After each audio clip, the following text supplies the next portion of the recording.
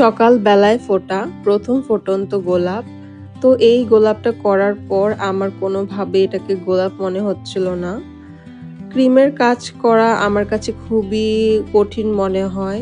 বিশেষ করে ক্রিমের ফ্লাওয়ারগুলো করা আমার জন্য খুবই চ্যালেঞ্জিং। অ্যান্ড আমি এগুলো করতে গেলেও খুব বেশি মেসি করে ফেলি। যেহেতু আমি একজন ফন্ডেন্ট আর্টিস্ট অ্যান্ড আমার পেজে অলওয়েজ ফন্ডেন্ট কেকের অর্ডার থাকে, আমি অনেক হ্যাভি ফন্ডেন্টের কাজ করলেও সেটাতে আমার কোনো ফোবিয়া কাজ করে না। বাট এই ক্রিমের ফ্লাওয়ারগুলো করতে গেলে আমার খুব ফোবিয়া কাজ করে অ্যান্ড আমি এটা খুব ভালোভাবে করতেও পারি না। ইদানিং কেন জানি আমার পেজের প্রায় কেকেই কিছু না কিছু ক্রিমের ফ্লাওয়ারের কাজ রয়েছে।